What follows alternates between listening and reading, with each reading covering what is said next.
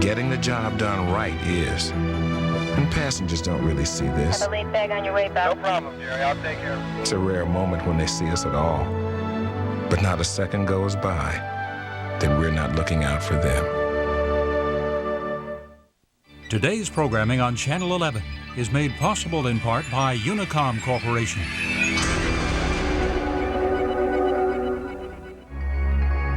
What does the future hold for us all? What brilliant new technologies are just around the corner? Well, while some companies can only imagine, one new company is dedicated to creating it for you.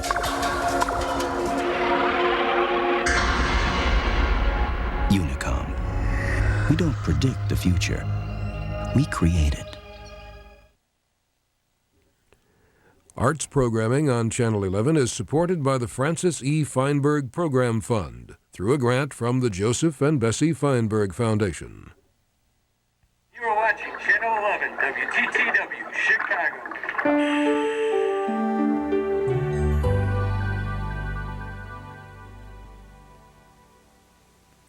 This Chicago presentation of Nova is made possible in part by Mitsubishi Motors.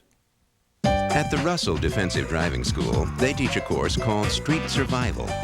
Here, drivers learn the fine art of skid control, accident avoidance, and emergency braking. While it's tough on the students, it's torture on the cars. Fortunately, they rely on the Mitsubishi Galant, because even after miles of abuse, the Galant's always ready for more.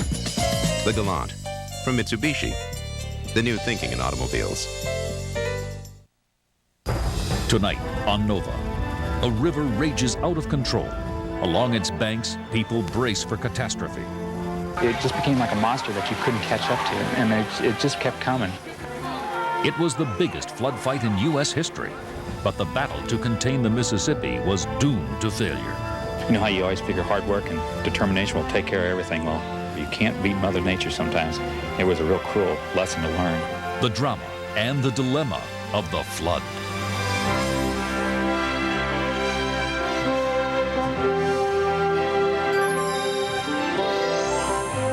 Funding for Nova is provided by Merck. Pharmaceutical research, improving health, extending life. Merck, committed to bringing out the best in medicine. And by Raytheon.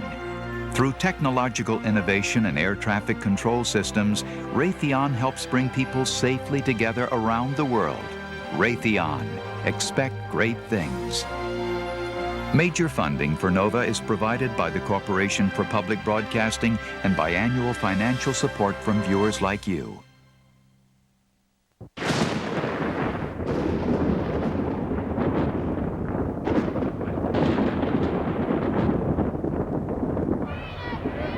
It is the summer of 1993.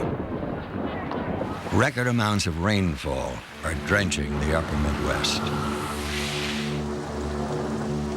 Farmers fear the loss of their crops as fields already saturated from a year of wet weather turn into lakes. But the rain keeps coming. Rivers throughout the Midwest rise dangerously high. These swollen tributaries pour into the mighty Mississippi, which begins to press against her levees.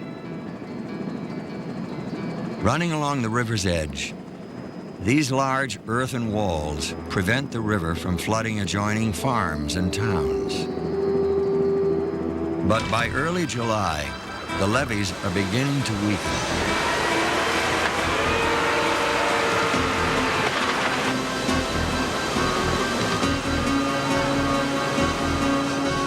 Evacuation orders are issued while there is still time to escape. Unfolding in slow motion, a flood is unlike any other natural disaster. Earthquake, boom, sudden impact. Flood, a leisurely disaster.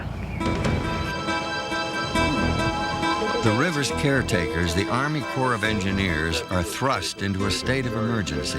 I hear they got 2 to 3 million out there at Camp Dodge. Get rid of some of that water. Yes, sir.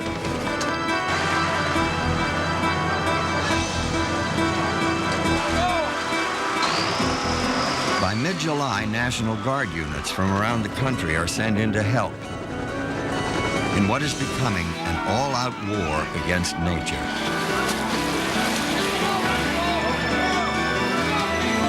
It just became like a monster that you couldn't catch up to. It was like trying to grab the wind. I mean, every day they changed the rules on us, and it just, we could never catch up to it. It just kept coming.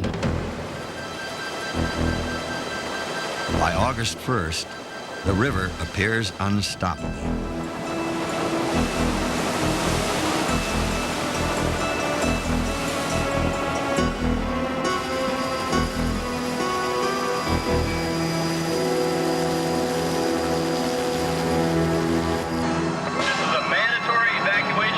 Tens of thousands of residents are forced from their homes.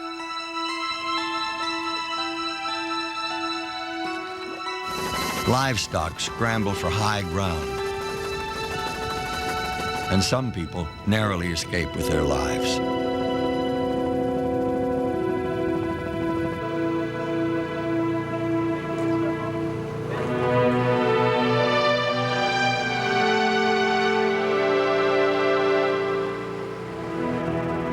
Uprooting entire communities, destroying property, disrupting life over a 9-state area. This was the most costly flood in U.S. recorded history.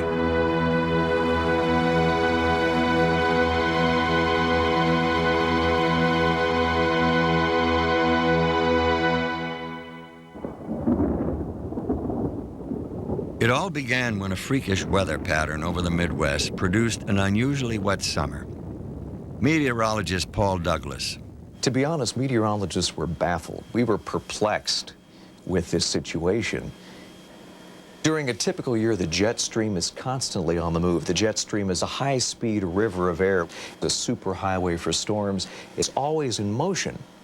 And so you may get flooding for a week or two, but then the jet stream shifts and a drier pattern moves in.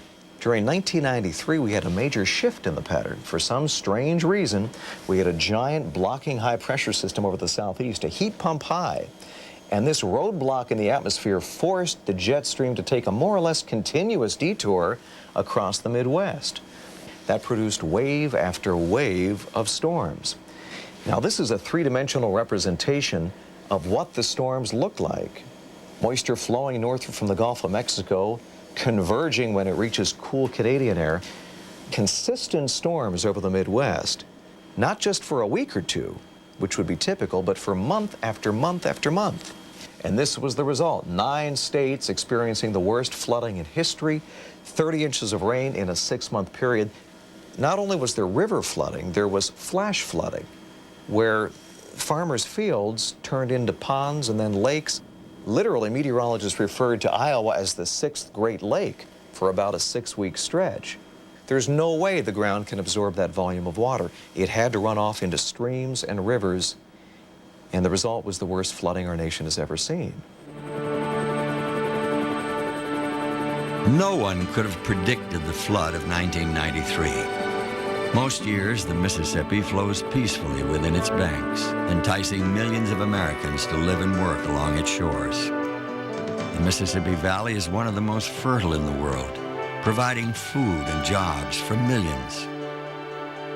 The river is also a superhighway for commerce, moving some $50 billion worth of industrial and agricultural goods through the nation's heartland every year. Beginning as a modest river in northern Minnesota, the Mississippi flows nearly 2,400 miles south to the Gulf of Mexico. Along the way, it draws water from thousands of tributaries across 31 states and 2 Canadian provinces. Floods are nothing new for the Mississippi, which has overrun its banks countless times for tens of thousands of years. But in the early part of this century, as more people began to live along the Mississippi, these upheavals of nature turned into human tragedies.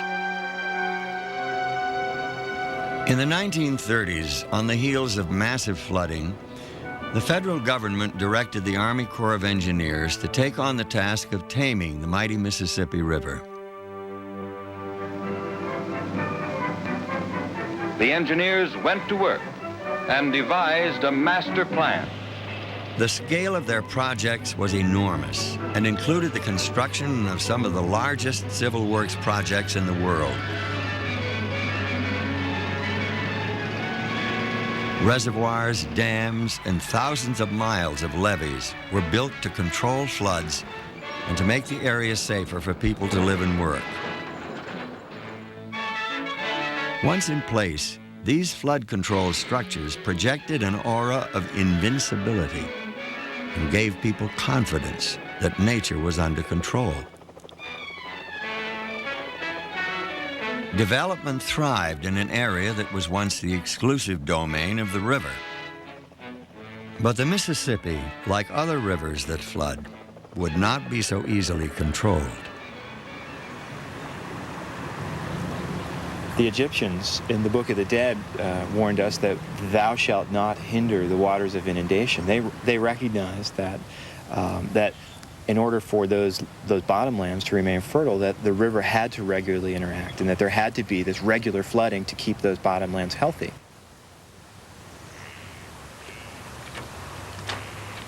The Mississippi has to interact with its floodplain in order to collect the leaves and debris and other organic material that form the base of the river's food chain. Most of the time, the floodplain of the Mississippi is available to people, but every so often, whether it's this year or next year or 10 years from now, the river reoccupies its floodplain. It's something we know will happen. It's not a matter of whether the river will reoccupy its floodplain, but when. In late June of 1993, the Mississippi threatened to flood a farming community outside Quincy, Illinois. Lynn and Alec House own 1,400 acres along the river. I remember when we first started, well, Alec actually first started coming down here on a daily basis the first week of July, and he'd come home one night and I was asking him, how serious is this? I mean, I know that you're down there and you're shoring it up. Is that going to be enough? And he shook his head and he said, levees are going to break like guitar strings up and down the upper Mississippi River Valley. At stake for landowners in the Quincy area were 110,000 acres of fertile farmland with crops ready to be harvested. This broad sloping levee called the Snai was designed to hold back a moderate flood, one that occurs on average every 50 years. But that summer, the levee, made of sand and clay, would face a 500-year flood. The trouble began when 6 inches of rain pummeled the Quincy area, causing the river to rise perilously close to the top of the 52-mile Snai levee. It was coming up at one point an inch an hour, and that's very, very fast. It's extremely fast, especially when you have so many miles of levee to protect. Within 48 hours, the river was expected to rise a full 2 feet above their levee.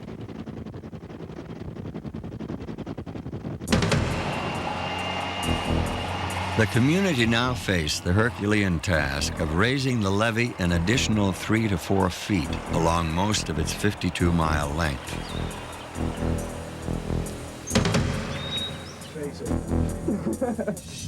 Volunteers, the National Guard, even prisoners from a local correctional facility pitched in to help.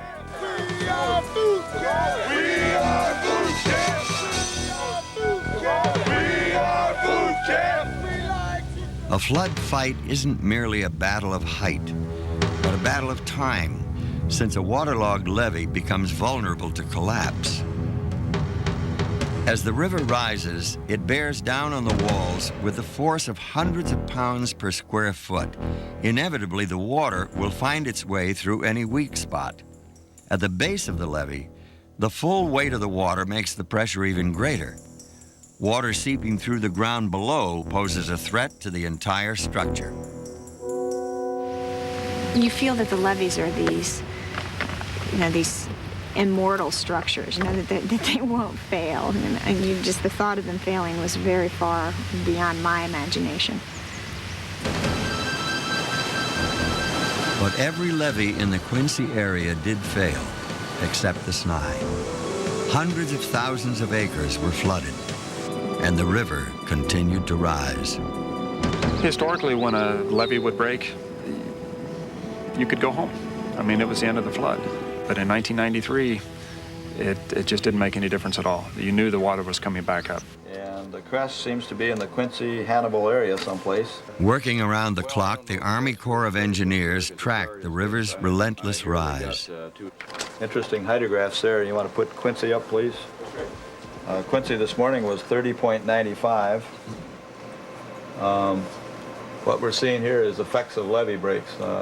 Here we hit a stage and we broke a levee, and the river dropped. As the levee district fills up, it comes up again. Another levee broke. Here a levee broke, and here we are today. It's recovering from that. Crest historically has always been a singular event. In 1993, we had multiple crests. You know, all of them potentially fatal to a levee district. I mean, the levee's not a perfect structure, especially when you push it up with bulldozers and you're throwing sandbags. I mean, 3 or 4 inches, all it takes is just one little depression, and you're a goner, and ultimately that's what happened.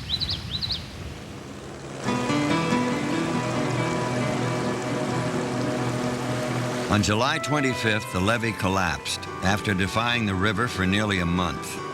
More than 55,000 acres were inundated, wiping out the season's crop in one of the largest agricultural losses of the flood.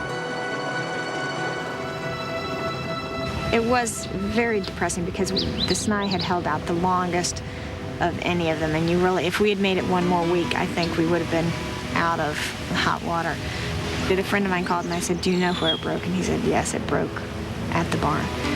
And so I knew then that it had broken right on top of our farm, and I just remember, I just burst into tears. To be honest with you, it sounds funny, but I was almost a little bit relieved. I knew we were going to go through, quite a ride because the river did break on our farm. But it was almost a relief at that point. It wasn't really depressing, I don't think, until the water went down and we saw the sand. Just nothing but sand, just for acres and acres and acres. I mean, that was tough. Nearly 1 million tons of sand from the broken levee were dumped on their farm. Although their home was safely located up on the bluffs, Lynn and Alec lost over 140 acres of prime farmland. And this was just the beginning. Surging south, the floodwaters were now working their way from Quincy toward the heavily populated city of St. Louis.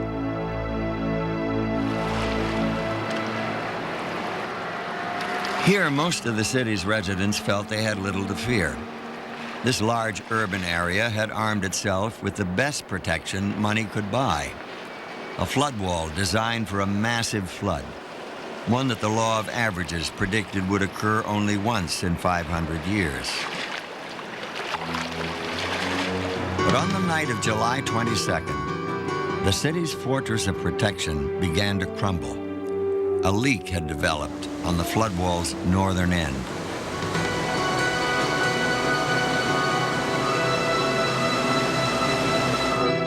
Overseeing emergency operations in St. Louis was the Army Corps of Engineers, Emmett Hahn. What you have to visualize here is if in fact this panel fails here and falls, you have 14 to 16 feet of wall of water that comes rushing through here and it's going to take out everything in its way. And it's going to go from here to the north leg of the arch and inundate everything that's in its way, and nothing's going to stop it. And it scared the living bejesus out of all of us because of the implications of what you could have happen if in fact it failed and we weren't able to hold it. Working at the base of the failing concrete panel, engineers and city workers struggled to control the leak with 100 tons of fine rock and sand. Meanwhile, in South St. Louis, a desperate battle was being played out. The River des Peres, an underprotected tributary, was filling up with excess water from the swollen Mississippi.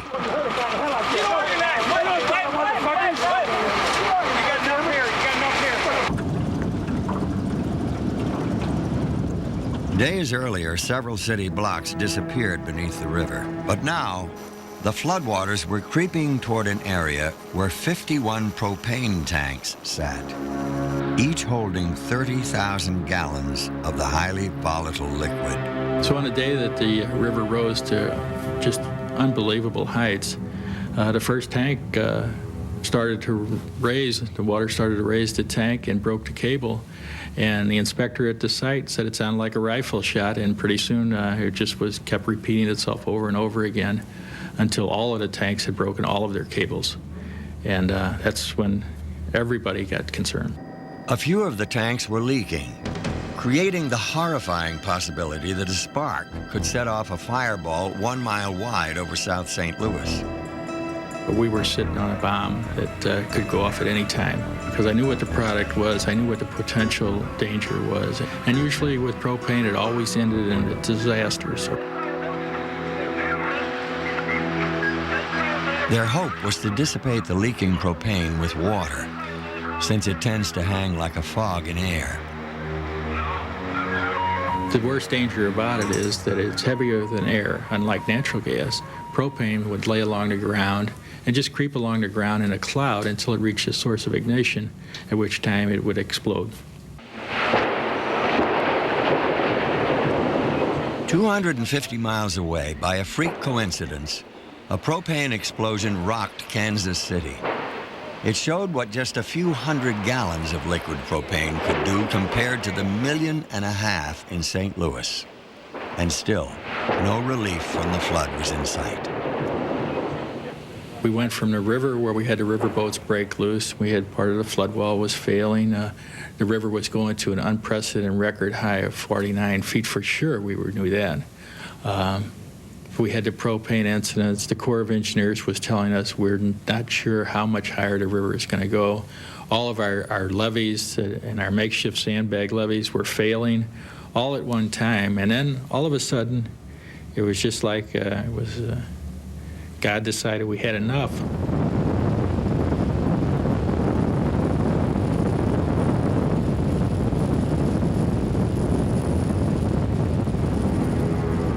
On Sunday morning, August 1st, an event took place 30 miles south in Columbia, Illinois, that spared St. Louis.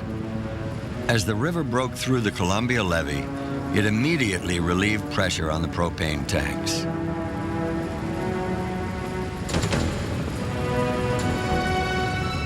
It created such a suction on the Mississippi River, it drew the water away from St. Louis. It was unbelievable how fast the river dropped on the St. Louis side when the levee on the Illinois side broke. But in Columbia, the break was a disaster.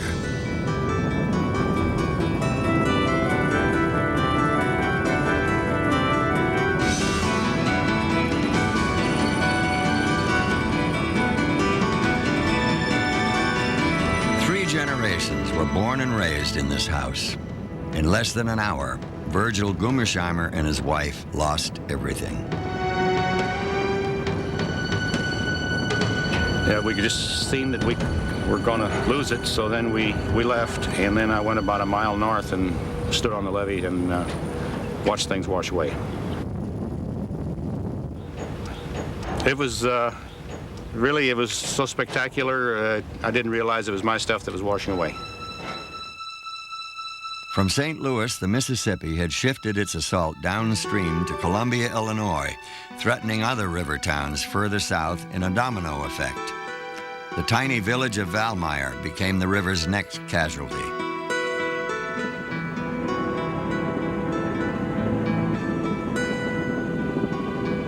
These two losses, Columbia and Valmeyer, were a painful defeat for Dave Mueller, who had been heading up the Army Corps of Engineers flood fight here for over a month. It's like getting kicked in the gut, and you know, it was probably the worst day of my life. I don't know how else to say it, because we you know, you get to know the people after that long. I mean, we work night and day with them, and I don't think we ever really, and even in our faintest imagination, never thought the levees were going to fail. We always thought we were going to beat it. You know how you always figure hard work and determination will take care of everything. Well, it's not necessarily so. You can't beat Mother Nature sometimes. It was a real cruel lesson to learn. Like I said, it probably was the worst day of my life. The river swallowed up 14,000 acres of farmland, and the rampage had just begun. Heading south, the renegade waters rushed over a pair of levees near the town of Valmeyer. The floodwaters were then free to spread over a 47,000-acre valley before running up against their next obstacle. A second set of levees just north of Prairie du Rocher. Designed to hold the modest flows of Rocher Creek, these levees would now have to serve a new role, protecting the town from the full force of the encroaching floodwaters from the north.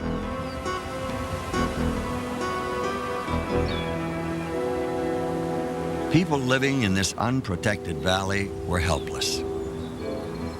It was like waiting for 2 days to have a terrible tragedy hit you, that you knew you were going to lose your home. And the two of us was able to get back in here, even though we weren't supposed to. We were very determined to try to save more of our things. And we came out here, and you walked through your house and looked at each other, and you knew it was gone. You know, you'd lost it. And you know, a fire is terrible, but it's over. This was like torture that wouldn't quit. All that separated Prairie du Rocher from disaster were two slender levees running along either side of Rocher Creek. But after Valmeyer, this line of defense could not be counted on. Once it breached up above Valmeyer, and I knew Valmeyer was going under, like I said, I went into the emergency operation basically with tears in my eyes, saying, I can't do this again. With only 48 hours before the floodwaters reached Prairie du Rocher, the Corps and local officials had to come up with a strategy to outsmart the river. Early on in the flood fight, we talked about, just what if? What if the levee breaks at Valmeyer? And what do we do down here? Do we try to hold it, or do we let it out? And the answer from the Corps was, we build levees, we don't tear them down. And but Dave Miller was the one who said, he went back to his superiors and told them that if that does break at Valmeyer, we have to open it and let it out. There's no other way. It's going to find its own way out, and we'll have no control. The plan was to fight water with water by deliberately opening a hole in the levee along the Mississippi's main channel. This incoming water would create a backflood, a wall of water that would meet and cushion the force of the floodwaters coming from the north, reducing their impact on the levee. Even more important, the hole would allow water pouring in from the flooded valley to drain back into the Mississippi River. Well, most Corps of Engineers projects are well designed, well thought out, and might take several years to go through the design and construction. During a flood, you don't have that luxury. You have to make a lot of decisions on horseback, as it were. In the case of that Prairie du Rocher decision, we found out at first light that the levee was broken upriver, and we had to make a decision that day as to what to recommend. By noon, the plan went into action. Equipment was brought in to cut open a 400-foot hole in the levee. Meanwhile, the encroaching floodwaters were transforming the valley just north of Prairie du Rocher into a sea.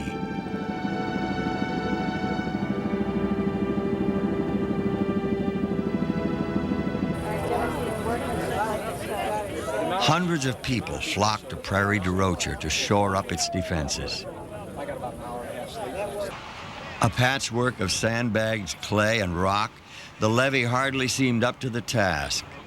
But the odds did not deter the volunteers. They were reluctant to even leave. because the water was rising so fast that the sandbags that they put down, they had to hold down with their foot in order to grab another one because the water was going to knock it out.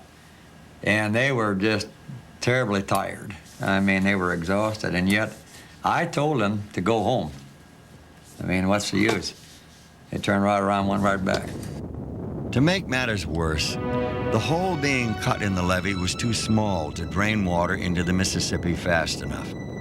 They resorted to a dangerous last option, blowing open a second hole with dynamite. There was no more options. That was it. The only concern I think that we had about the dynamite, and this was rightfully so, not so much that our levee would liquefy, but we didn't know what the concussion would do to the delicate situation at St. Genevieve, just a few miles to our south.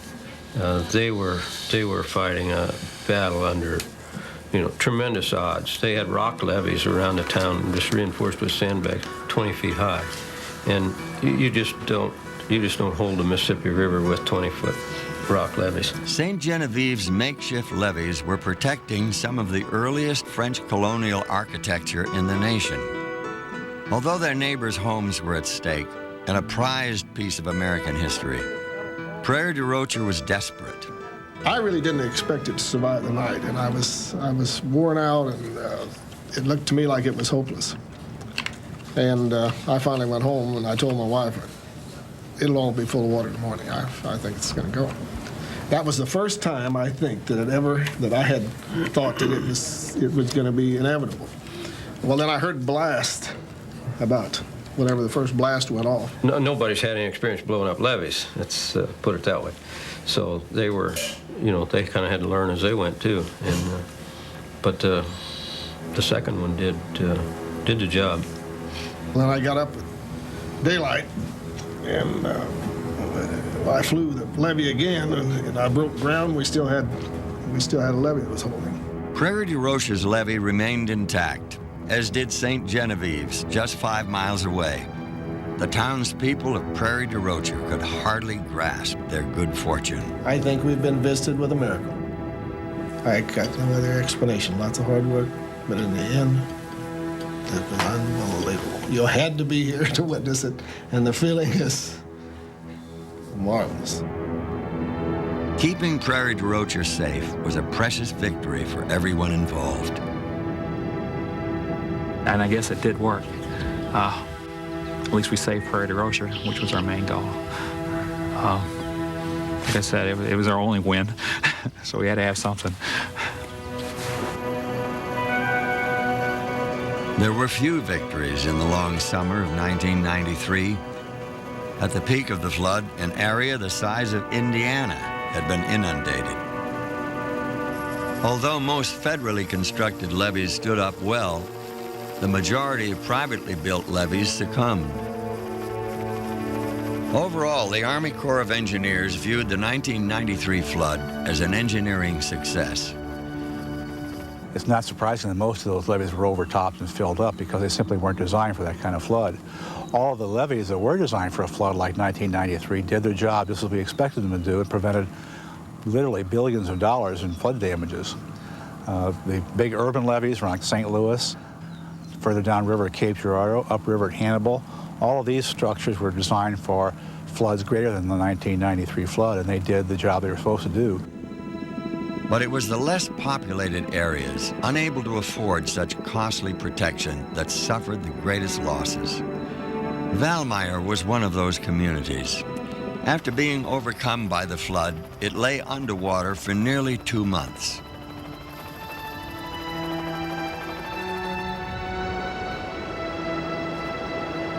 When the floodwaters receded, residents were shocked by what they saw. The current had gutted most of their homes, leaving them uninhabitable.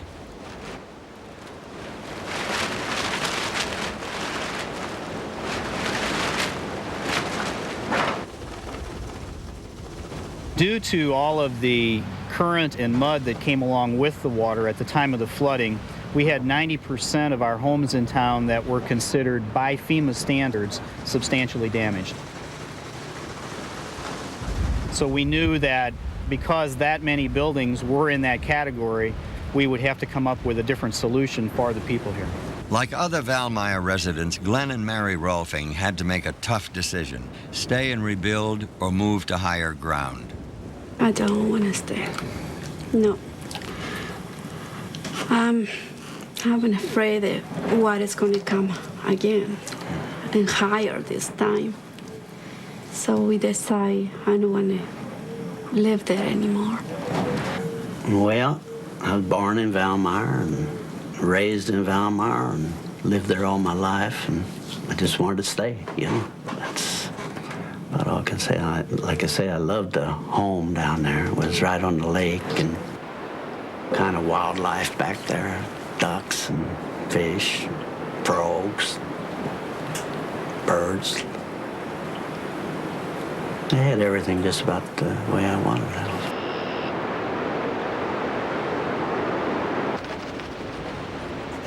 When the river swallowed up Valmeyer, it nearly broke apart the community of 900.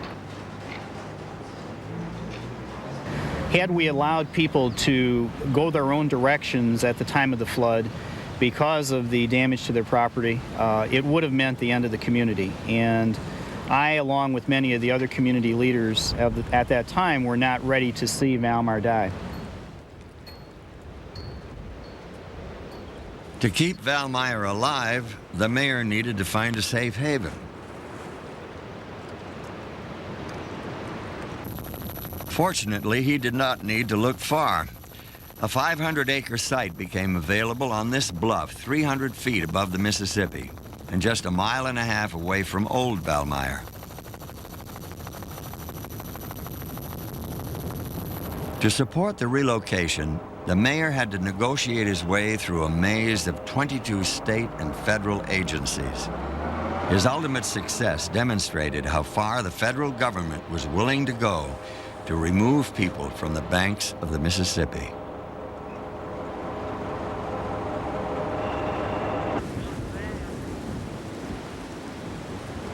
But no one can move a town overnight. Ever since the flood, many people from Valmeyer have been killing time in these trailer homes, enduring delays and cramped quarters.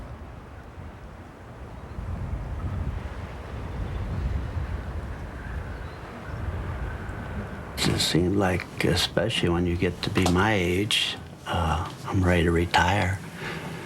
And you think this shouldn't happen now, you know, if you're younger, things like that. Overcome it. Well, we will anyhow as far as that goes, but it's just like 3 years, you know, it's just a big lapse in your life.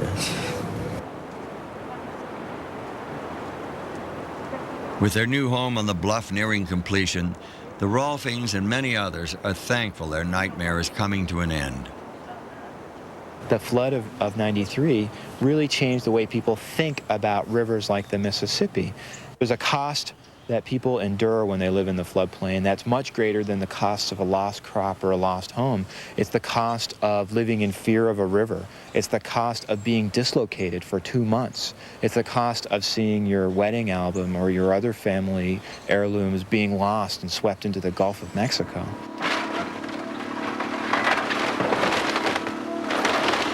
More than 20,000 people have decided they no longer want to live with those costs. Surrendering their gutted homes to the demolition crews, they are moving to safer ground. The government has been eager to help out in order to cut down on future flood losses.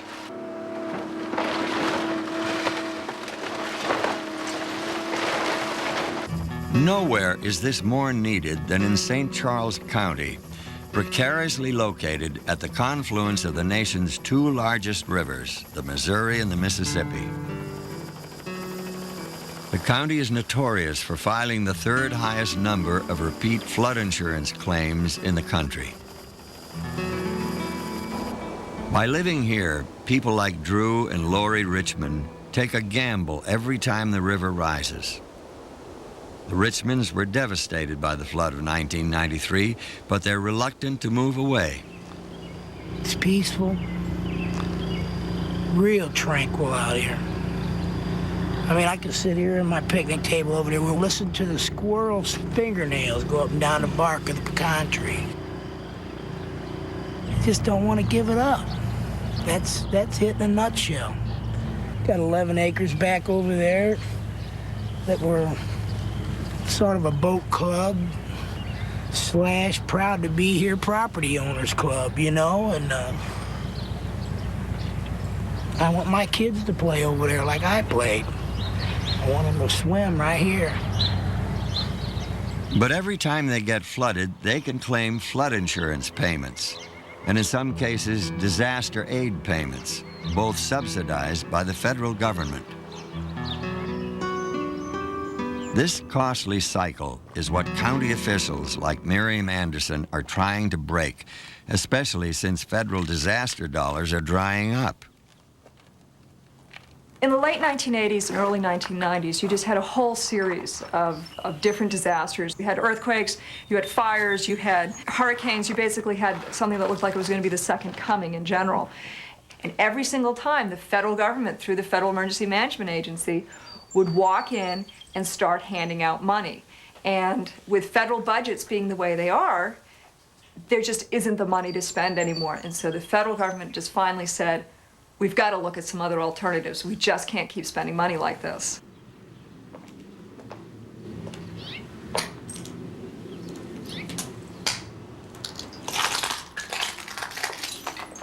Anderson tries to buy out homes like this one. Because it's more than 50% damaged, it's been condemned by the county.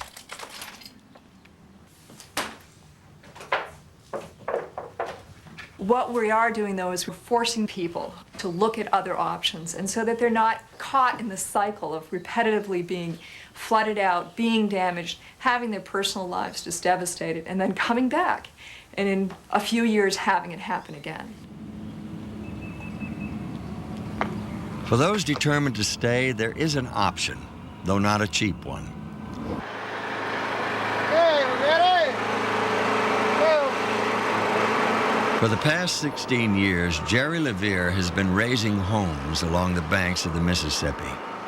A floodplain resident himself, he's weathered many floods in his own elevated home. Everybody says, why you live out in the flood? Why you live out in the flood? It don't flood all the time. We just happened to have one big one that kind of just caught us with our pants down. We learned from that. The counties learned from that. The governments learned from that.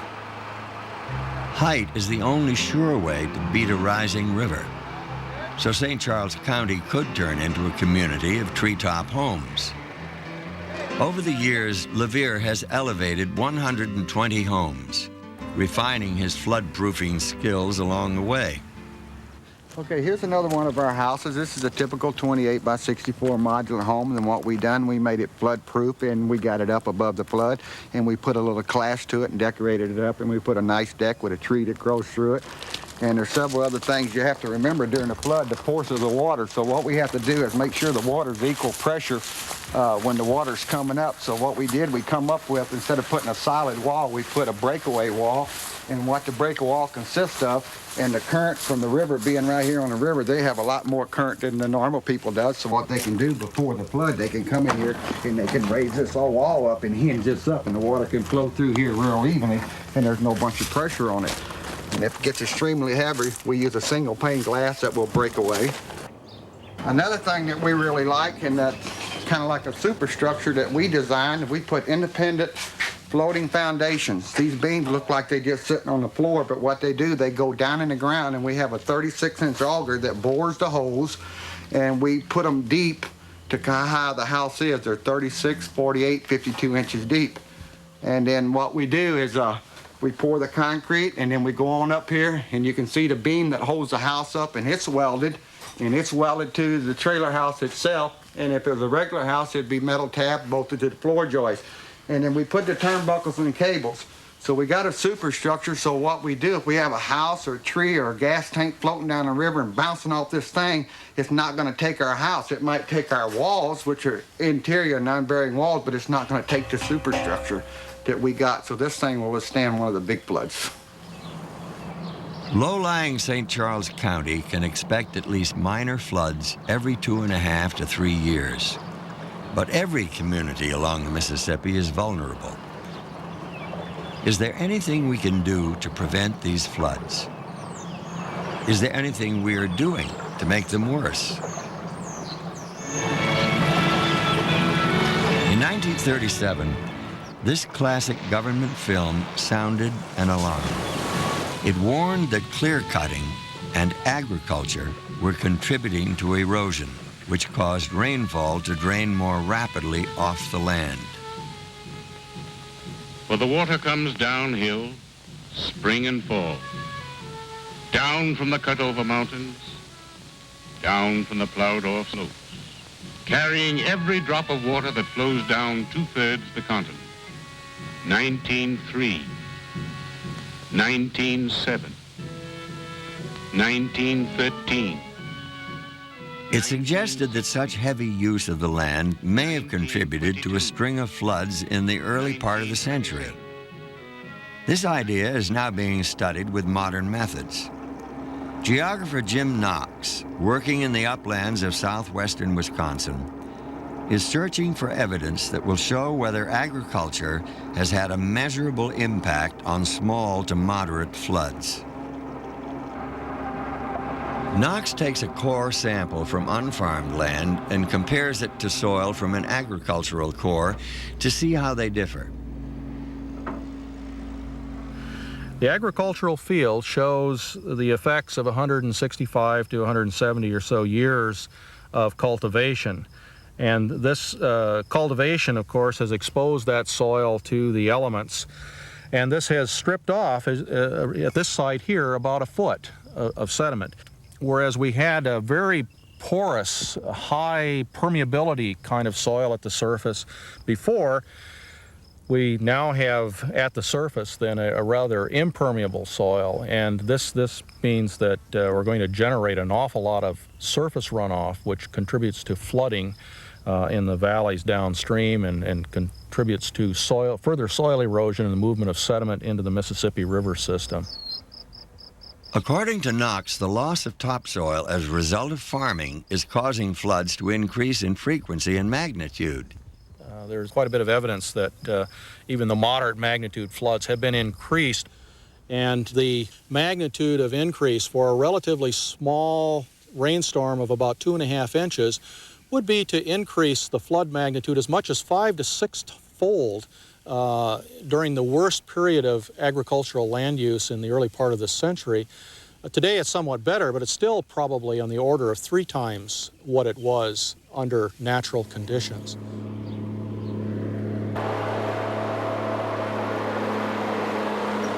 But is there a way to farm the land and still protect the precious topsoil that absorbs water and reduces flooding? Iowa State conservationist Leroy Brown. What I have here is crop residue from the past growing season. As this residue decays, it tends to form somewhat as a sponge, and the water that falls on this land will tend to soak in and not run off. Also, that same residue protects the bare soil. When a raindrop falls on bare soil, there's somewhat of an explosion that takes place. And this explosion dislodges soil particles, making it easier for these soil particles to run off. But when you have residue on top of that, it tends to protect that bare soil. And therefore, this residue helps to reduce the amount of erosion that occurs on farmland. These techniques may help to lessen the magnitude of floods. But even the best farming practices can't turn the land near the river back into what it once was, virgin wetlands. Unlike farmland, wetlands possess a sponge-like quality which allows them to absorb excess water in times of flooding. Spurred by the 1993 disaster, the federal government stepped up its efforts to restore wetlands along the river.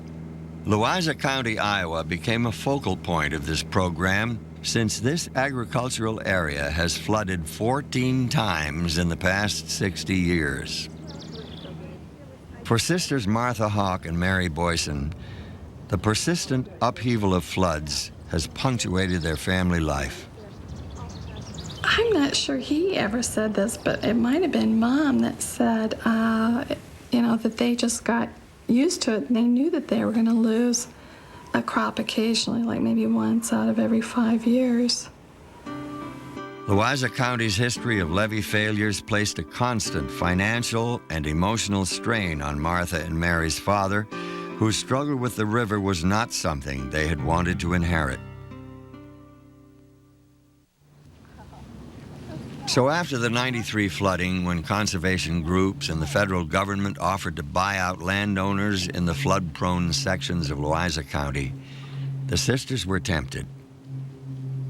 Just with knowing that Dad had fought it and fought it and fought it, and that we had even in our past, I just hated to throw the towel in and draw the line and say, it's over. But the immenseness of the entire thing, like the largeness of that whole summer, the water, you know, was over the land for weeks and weeks. We had to come to reality. It was just so big. And there was so much damage, so many breaks. Financial end of it was going to cost so much money to get the levee fixed. It was hard to ignore those facts.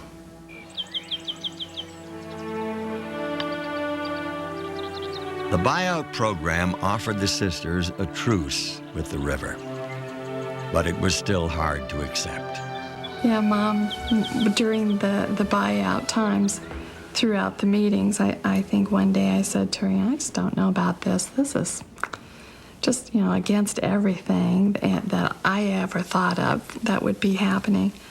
And she stated, well, your dad used to say that, you know, one day that land would go back to the Ducks. Loiza County's 3,300 acres are now being returned to their former pre-settlement state as a wetland. The federal government has an interest in acquiring flood-prone land, not only because it reduces the costs of bailing out people who are repeatedly flooded, but also because it reduces flood heights for other farmers who live around the area that's been acquired. It also helps solve some of our environmental problems by reconnecting the Mississippi River with its floodplain. As much as we can be opportunistic and acquire land from willing sellers, we can begin to restore the Mississippi.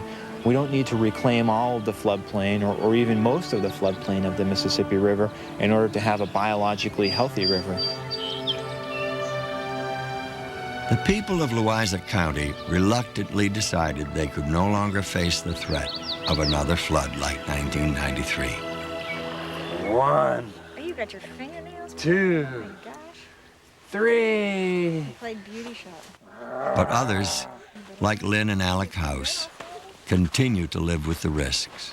I'm the 4th generation of my family farming in the Sny Island drainage district. We have never had a failure. We have had threats, certainly in the past. They've never had a failure in modern history. I think that the risk is very, very acceptable, considering the fact that this is the richest farmland, certainly in probably in North America. Certainly it's a risk. We had a failure in 1993, but it is something that is going to affect my day-to-day life? Absolutely not. Is it something that's going to affect my willingness to invest in this area? No. Land prices are higher after the flood than before. When I think of something risky, I think of maybe living in California near a fault. So while it was very popular in the news media in 1993 that, oh, you're in a floodplain, oh my goodness, I mean, this is a reoccurring problem, it's something you constantly have to fight, that's really not the case. It's certainly not the case here.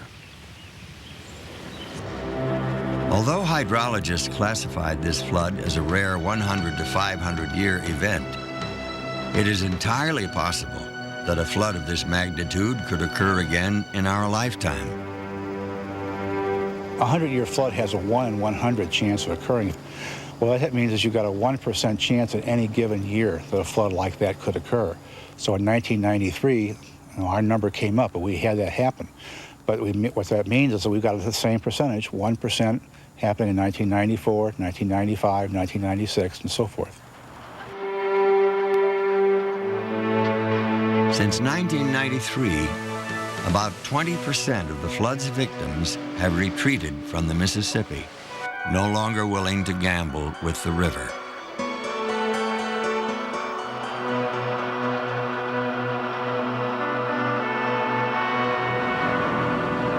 Over 100 years ago, Mark Twain cautioned us about the Mississippi, warning that we cannot tame that lawless stream, cannot save a shore which it has sentenced, cannot bar its path with an obstruction which it will not tear down, dance over, and laugh at.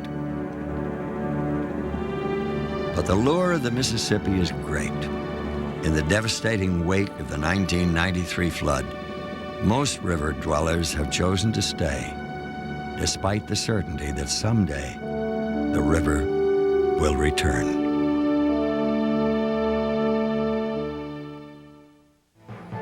To respond or find out more, check out NOVA Online, the star of science cyberspace. Link to us on the PBS homepage.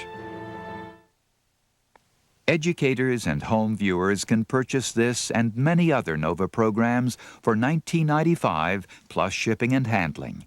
To order, call 1-800-255-9424.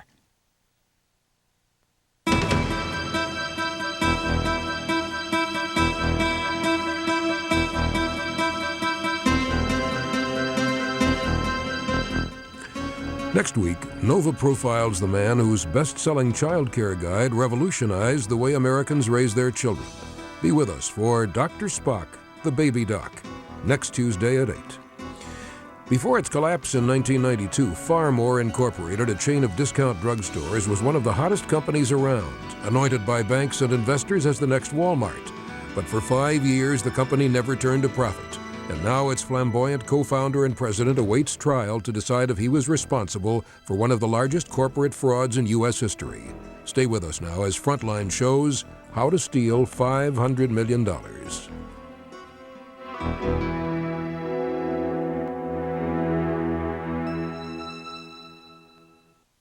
NOVA is a production of WGBH Boston.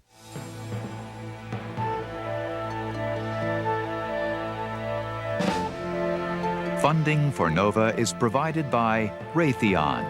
Through technological innovation and air traffic control systems, Raytheon helps bring people safely together around the world. Raytheon. Expect great things. And by Merck. Pharmaceutical research, improving health, extending life. Merck, committed to bringing out the best in medicine. Major funding for NOVA is provided by the Corporation for Public Broadcasting and by annual financial support from viewers like you. This is PBS. This Chicago presentation of NOVA is made possible in part by Mitsubishi Motors. At the Russell Defensive Driving School, they teach a course called Street Survival. Here, drivers learn the fine art of skid control, accident avoidance, and emergency braking. While it's tough on the students, it's torture on the cars. Fortunately, they rely on the Mitsubishi Galant, because even after miles of abuse, the Galant's always ready for more. The Galant, from Mitsubishi, the new thinking in automobiles. Tetrazzini or tiramisu? Call Contact 11 for creative entree and dessert ideas. And while you're counting fat grams, get the latest in health news, too. Be in touch with Contact 11 at 312-509-1111. It's free information 24 hours a day. He sees the world's religions as our collective wisdom, bubbling up from the deepest unconscious, inspiring the human heart. It was the holiest sound I had ever heard, pointing to one reality. I find no conflict between them, and changing our lives. My mind detonated. Join me, Bill Moyers, with Houston Smith and the Wisdom of Faith. The 5-part series begins 1 hour from now. Programming on Channel 11 is underwritten in part by Chicagoland Chevy Geo Dealers and Canadian Tourism. So we're all waiting for the Chevy guy to come and talk to us about our new Blazer, and then the bell rings and there's Michael Jordan. I almost die with Dad wearing that sweater and Mom freaking out. Then Dad takes Michael out back to talk about the Blazer having the most powerful engine or something. And of course, Mom brings out her famous hot chocolate. Then Michael even helps me finish my science project, which was great, because when Mr. Sprague finds out who helped me, what's he gonna do, give me a B? Wow. And all because Mom and Dad bought a Blazer.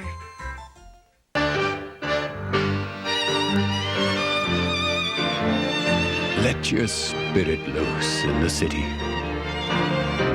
Let it soak up beauty like a sponge. Then sit yourself down and contemplate the wonder of it all. The world needs more Canada.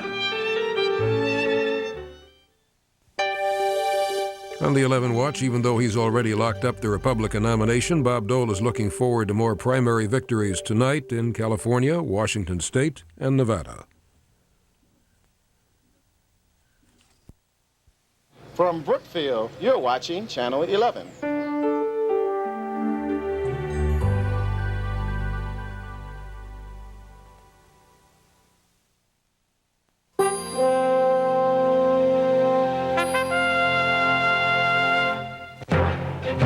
Tonight on Frontline, they were just playing corporate hardball. Company was growing, cash was flowing. Squeeze and leverage suppliers. But it got out of hand. Cabinets stuffed with held checks. Cover up $10 million. Kept sinking deeper and deeper and deeper. Frontline correspondent Paul Solman investigates how one high-rolling entrepreneur and his loyal followers covered up one of the largest corporate frauds in United States history.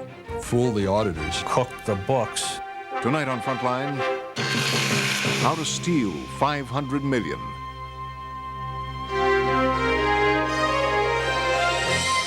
Funding for Frontline is provided by the Corporation for Public Broadcasting and by annual financial support from viewers like you. This is Frontline.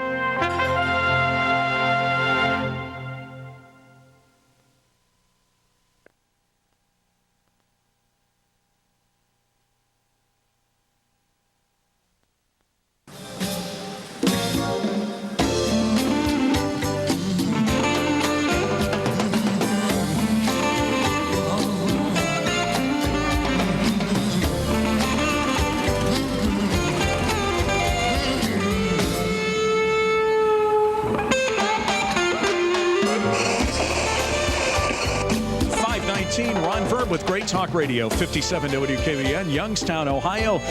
We get your opinions of Mickey Monis on WKBN. First, we go to Youngstown. What do you think about Mickey Monis? The guy was a hero in this area. Jim, you're on WKBN. Hello. Yeah, Al Capone, Dillinger, Mickey Monis, they're all the same. I'll tell you what, he played Youngstown for a bunch of hicks from Mayberry. That's what I think. I thank you. On WKBN to the east side. Sam, you're on Great Talk Radio. Hello. I would like to say that the Monis family has done more good for this valley than any harm to this valley, and Mickey was trying to do the same. I think the books were cooked, and Mickey was not aware of the books being cooked. What do you think of Mickey Monis? 782-8191 in Youngstown. That's 782-8191. In Youngstown, Ohio, it's the fraud of the century. And they're still arguing as to how hometown hero Mickey Monis wound up losing $500 million of other people's money while building what seemed to be a retail empire, a discount chain called Pharmor. I'd like to introduce at this time Michael Monis, the president of Pharmor, who brought us to 33 states from 0 to 300 stores. Thank you, Carol. And having reached this 300 store, there's no stopping us now to being a national retailer and to having store in every major market across the country. Mickey Monis, crook or classic entrepreneur, depending on your point of view. The story of Pharmor is a tale of fraud, one of the largest in American corporate history. But it's also a modern morality play, in which previously honest people, hired more or less at random, sustained the fraud for years. We'll show you how they did it. But you'll have to decide for yourself as to why, and why they were allowed to carry on by everyone in a position to stop them. from investors to the board of directors to the auditing firm of Coopers & Lybrand. But maybe the best question to ask as you watch the fraud unfold is simply this. What would you have done had you been a part of the juggernaut that was Pharmor? Some people in this world have one thing on their mind, deals. In 1982, Monas opened his first Pharmor, a deep discount store that sold everything from prescription drugs to shampoo, all at unbelievably low prices. A key to low prices was power buying, Monas's catchphrase for loading up when suppliers offered rock-bottom deals, thus creating far more savings for cost-conscious customers. The prices were so low, competitors couldn't figure out how Pharmor did it. Monas looked like a winner to David Shapira, the Pittsburgh grocery executive who bankrolled the new venture and served as its CEO. Shapira had the credibility, Monas the gambling spirit. Strong sales at the first store so impressed Monas's bosses that a second store followed within 7 months. Within a year, there were 8. To help him build the new firm, Monas hired young men. Many of them lacked experience, but they made up for it in loyalty to the boss. To run accounting, he chose Pat Finn. You could see yourself going after problems, challenging yourself, solving problems. In accounting, you work through a problem, there was a right answer and a wrong answer. Things were black and white. And that's probably part of my personality. Things are black and white. Things are either right or wrong. To Pat Finn, the ethical calls had been easy until he met Mickey Monas, a man with a brash exterior but an inspiring ability to create jobs and make money. He had the ability to motivate all of his, everyone who worked for him to have that same type of fire and that same type of dedication towards farm work. Monas used his growing reputation as a business prodigy to boost his hometown. He was often on the front lines at public celebrations, inviting people to believe in whatever enterprise he pushed, whether it was Pharmor or a summer camp for local city kids. He became almost like a cult figure. He really did. He was bigger than life. He was bigger than life. He could do no wrong. He had the Midas touch, however you want to say it. He was a very, very important person for the psyche of the Youngstown area. Word of Monas's success spread quickly among local banks and investors, who in the recessionary days of the early 1980s were starved for fast-growing investment opportunities. People looked upon Pharmor as perhaps the greatest success story in the retail industry ever. I remember when Sam Walton from Walmart came out and made the announcement that the only company that he fears at all in the expansion of Walmart, his #1 competitor, is Pharmor. As it grew, Pharmor found itself up against Walmart in mall after mall. In 1985, there were 12 stores. By 1987, 40. To win in the world of deep discount, you beat the other guy's price and hope to capture his customers. So, for the next 2 years, Monas committed Pharmor to underselling Walmart. But the prices were so low, he began losing money in those stores. Pat Finn watched nervously as year by year the profit margins of the entire company eroded. By 1989, he realized Pharmor now faced a loss of millions. Finn went to Monas with the bad news. Mickey Monas was in a tough position. 5 years into running what had seemed a white-hot company in a sizzling industry, he was losing money. What were his options?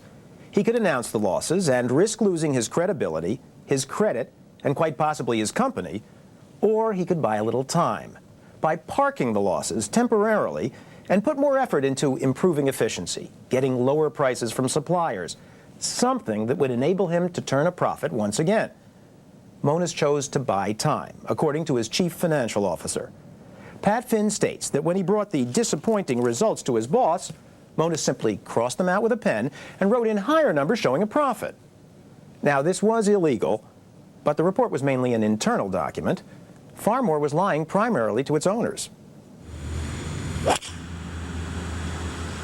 According to Pat Finn, Monas continued to change the weekly financial reports for 4 months before entrusting the task to him.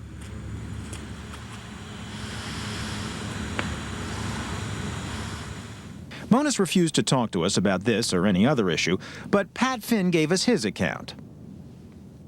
You knew you were doing something wrong, but you never understood how wrong.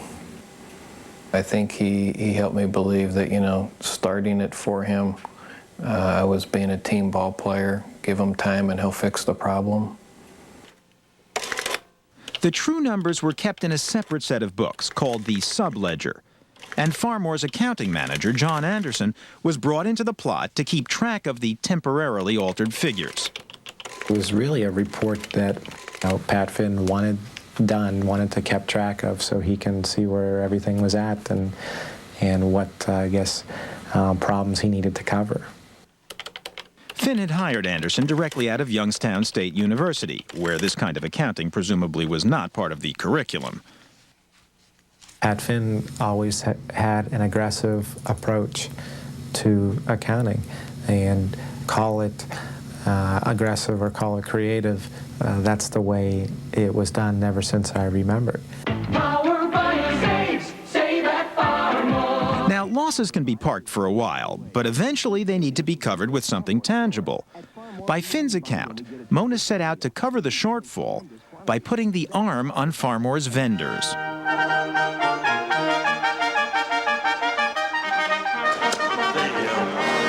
Merchandise show is now open.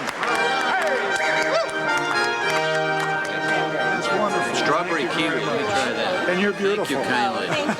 The merchandise show, where retailers and vendors haggle over the price of, say, a year's supply of strawberry kiwi juice. For years, the name brand vendors had the power here.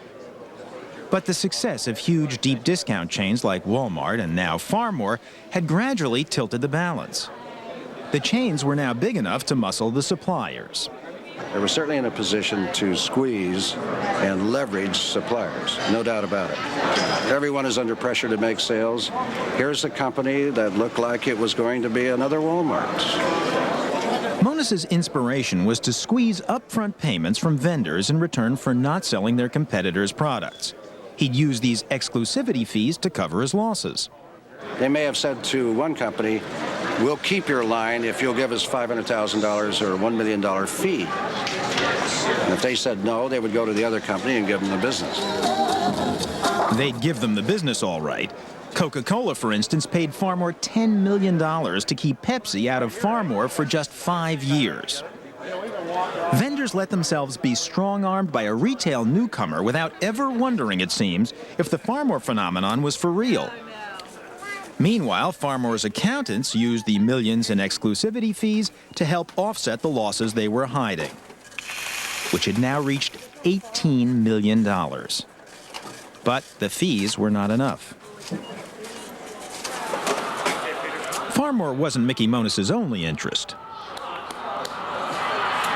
He had invested in over a dozen other businesses and even had the moxie to take on the National Basketball Association. Did you ever think you'd be a professional basketball player here? Always when a you got dream of mine. Really? Right. Did you play ball? Just in high school. And how tall are you? 5'9". 5'9". So you could have made this league sometime if it was 20 years ago. I don't think I have the quickness. Okay, let's go back to courtside and jam. Monas's World Basketball League had a hook. No player was taller than 6'5", and the 9 teams were located in smaller markets, in cities like Youngstown. There's a lot of people who lose a lot of money in minor league sports. So, yeah, it was a challenge because he was going to, again, do something that nobody had done. He was going to be a success where others had failed. As at Pharmor, Monas concentrated on image. He personally assembled the All-American Girls, a professional cheerleading squad which traveled from game to game throughout the country. He pushed to popularize the league by broadcasting games. Using a TV production company he bankrolled with borrowed money.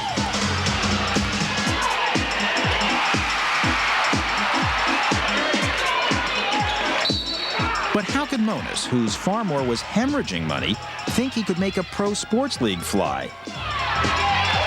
These were people, you know, who had extreme confidence in their ability. And it was just kind of a foregone conclusion that if we're going to create a new basketball league from scratch and we're going to make money on it when no one else has, well, hey, we're the people who started Pharmor. We can do these kind of things. But in reality, things at Pharmor were a mess. Even with the exclusivity money, the company was still facing a $12 million loss, and the auditors were coming. So how do you make a $12 million loss disappear? Well, you can start by dividing it up into smaller amounts. $12 million divided by 129 stores comes out to $93,023 and about 25 cents a store. So you put that on the expense side of each store's ledger. And to make it balance, you need to add $93,023 and about 25 cents to each store's assets. Now, you can't claim cash you haven't got. Any auditor can see through that. But you can claim another category of assets. Your inventory is worth more than it actually is. And that's the first thing they did.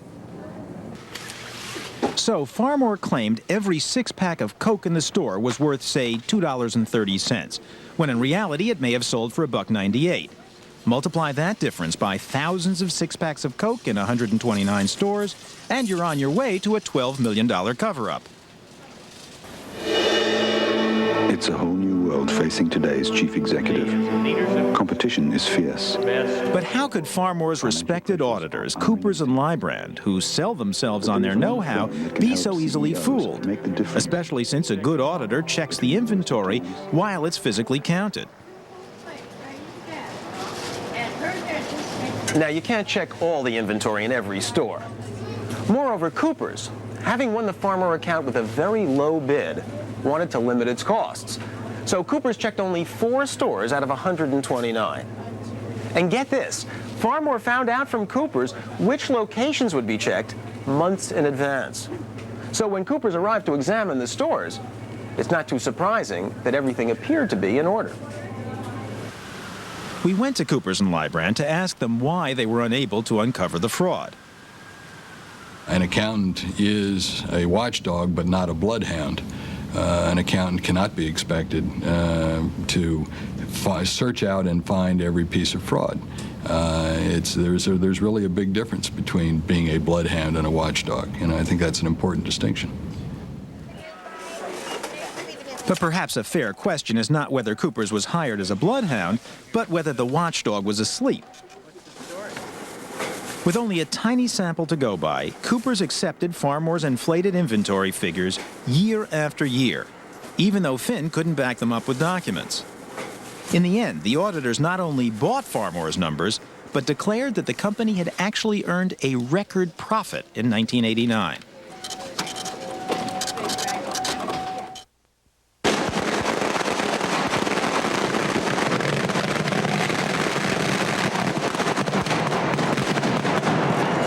For the next 2 years, Pharmor grew, and by all appearances, it continued to prosper.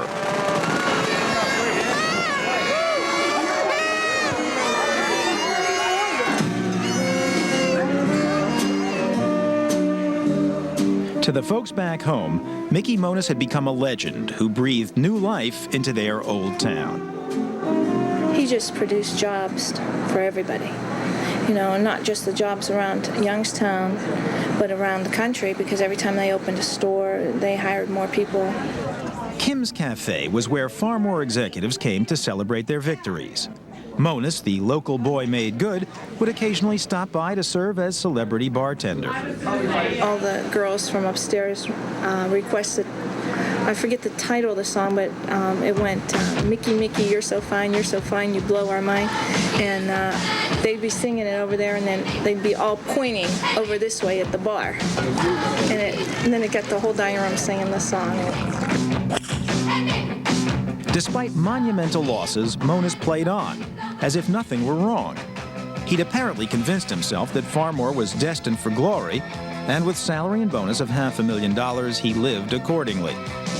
In addition, he took another $500,000 to add a room to his house,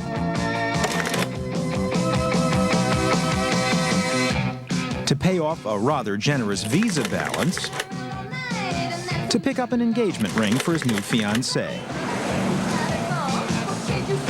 Monas Monas developed an attachment to posh West Palm Beach, where his second marriage took place, poolside, at the Ritz-Carlton Hotel. The bride wore gold, an 18-karat gold mesh gown donated for the day by a vendor, Absolute Vodka. It was worth more than $500,000 and came complete with 2 armed guards. Monas loved the high life, loved to be where the action was. It would be 3 o'clock in the afternoon, and they'd say, let's go to Vegas, and we're going now. Just take your wallet and let's go. And we would fly into Las Vegas, and there would be a limo from Caesar's Palace that would meet the plane on the tarmac. And we would get taken to Caesar's Palace, and there would be a suite for Mickey 24 hours a day, 7 days a week. It did not matter when we came there was always a suite. Monas was at home in the world of big bets and make-believe. He even built 3 stores in Las Vegas. And then there was the nightlife. Life was a game. Life was just this ride you're on. You know, you're working hard, you've got all this money, you know, coming through your hands, whether you own it or not, you know, that's for someone else to decide, but you have the power, the ability to do anything. The gambling was insane. I mean, my coaches would come back and say, yeah, Mickey gave me $4,000 to gamble with last night and I lost it all. Monas's activities would eventually be scrutinized by bankruptcy examiner Jay Alex. The sense I have is like it was a boys' club. It was like a big boys' club is what it was, and they were having a great time, and the company was growing, and cash was flowing, and there were no rules and restrictions, and they were hot. But at Pharmor back in 1990, they were beginning to feel a different sort of heat. Losses were now more than $45 million and growing, but Monas refused to raise prices or retreat. He just couldn't admit defeat. It's a flaw that he had. He just couldn't look himself in the mirror and say, hey, we made a mistake here. We got to fix it and we got to go on. To cover up the continuing losses, Pat Finn was now faxing falsified financial reports to the board of directors and to David Shapira every week. But in November of 1990, a secretary mistakenly faxed a report with the real numbers to Shapira. Here in black and white was a report which no CEO could ignore.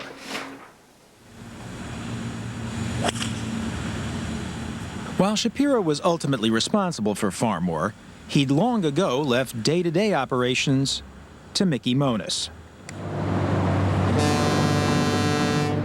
When he saw these startling numbers, Shapira summoned Pat Finn to his Pittsburgh offices. Pat Finn told David Shapira that, you know, everything, those are just preliminary numbers. We have to make some adjustments to them, and once we make the adjustments to them, then they'll be okay. In the end, the CEO of Pharmor failed to check the figures independently. He seems to have bought Pat Finn's excuse. Now remember, we're 3 years into the fraud. Is CEO David Shapira really as gullible as he seems?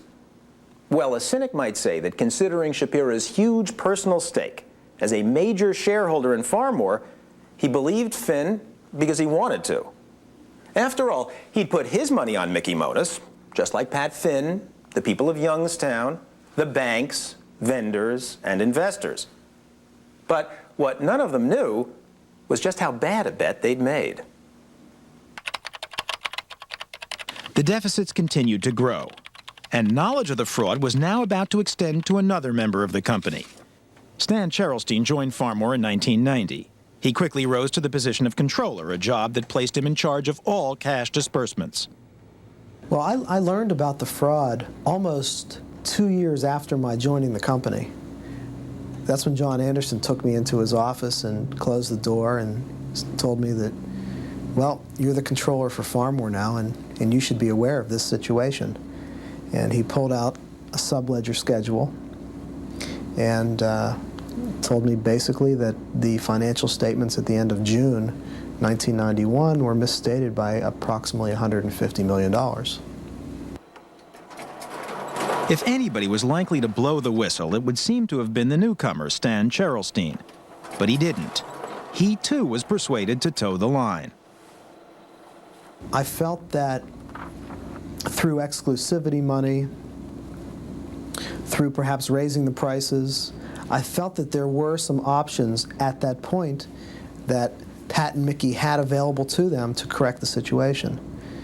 And that's why I stayed on with the company, and that's why I never told another soul. That coupled with a fear that I believe I had at the time, that maybe if I did go over their heads, maybe some harm could come to myself. Physical harm? Physical harm. I would go back there. John Anderson had spent much of his 4-year career inside the fraud. Cherylstein was the closest thing he'd found to a moral compass. He was able to make a lot of sense of things and, seemed to give opinions and seemed to say that, no, this is not the way it should be. We should be doing things this way, or no, that is absolutely wrong. And he was in there actually trying to fight and trying to change things, and but just was up against a brick wall. Hiding the fraud was becoming more and more of a problem. The company was frequently strapped for day-to-day cash. Bills went unpaid for months. We had cabinets stuffed with held checks at the company that had been generated out of the accounts payable system, but we couldn't mail them because if we mailed them, the checks would have bounced. So they kept accumulating and accumulating. By the spring of 1991, Pharmor was holding back $155 million it owed to vendors. They retaliated by halting shipments to some stores. Shoppers began to notice an unusual sight: empty shelves, an image at odds with Pharmor TV ads, which promised customers everything. That's power buying. Pharmor continued to live in its dream world, even though CEO and board member David Shapira knew about most of the held checks. Discover how Pharmor's power buying gives you far more buying power. This is the kind of issue that would rise to a board-level concern, I would think, in most companies. When a company needs hundreds of millions of dollars more than it planned on, the question would have to be asked why. So what was more important to Shapira and the directors than pressing for explanations? Perhaps selling Pharmor's stock. The prestigious New York investment firm Corporate Partners makes large investments on behalf of state and corporate pension funds. Pharmor had caught their eye because if it kept growing, it would be a great candidate for selling its shares on the New York Stock Exchange. The company was growing and had hoped to go public at some point, and by having a reputable investment firm make a sizable investment would give a lot of credibility to the company and its stock for a future public offering. The stakes were substantial. Once Pharmor went public, Monis, Shapiro, Finn, and everyone else with a piece of the company figured to realize the entrepreneurial dream, cashing in big time. Corporate Partners wanted to invest $200 million. But first, quite naturally, they would send in their own accountants to check the books. Corporate Partners would also make its decision by evaluating Mickey Monis in action. They picked an event that happened to show off his strengths as a showman in one of his favorite haunts. Each May, Las Vegas hosts the biggest real estate convention of the year. Every major retailer in the country attends, including Pharmor, to make deals for new store locations.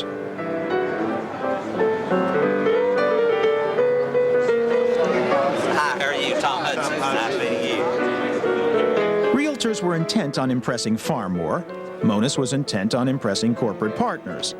What Monis didn't know was that someone else was also watching him. Charity Imbrie, Pharmor's legal counsel, had been asked to watch over Monis by Pharmor's CEO, David Shapira, afraid Monis might jeopardize the Corporate Partners deal. But in the process, Imbrie picked up some alarming scuttlebutt. A Pharmor vice president told her that some vendors were refusing to supply stores because bills were going unpaid. Imbrie worried about the image of cheerleaders wearing hot pants employed as company hostesses. She also heard about a senior VP of Coca-Cola who said he hated doing business with Pharmor because he was always being pressured to support the World Basketball League.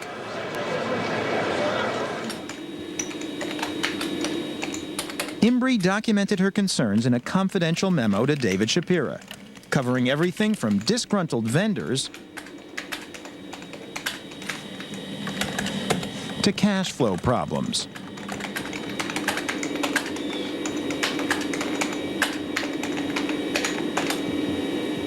David Shapira received the incriminating memo shortly after Embry returned from the convention. So, what did the CEO do? He told her to rip it up. Embry chose to keep one copy anyway, and at the bottom she noted what Shapira had said.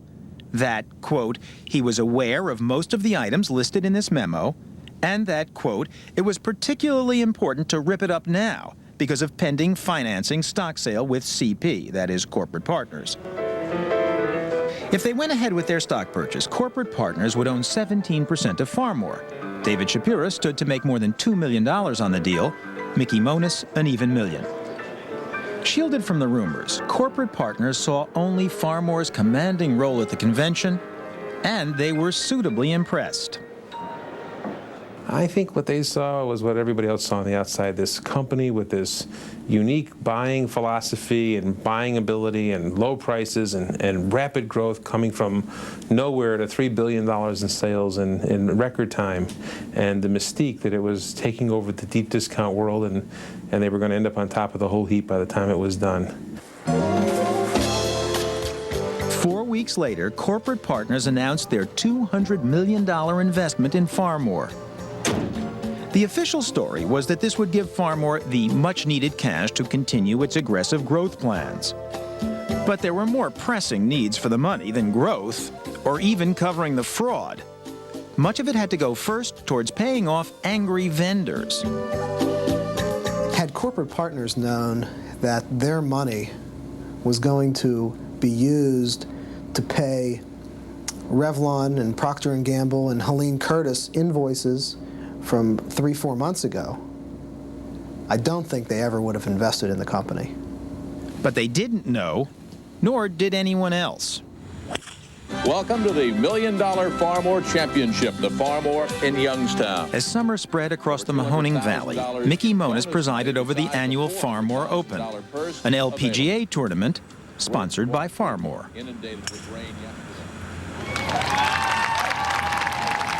Pharmor was now in the hole by $145 million, but Monis appeared as upbeat as ever at the tournament, where he would dole out $500,000 in prize money. We got a little check here for her.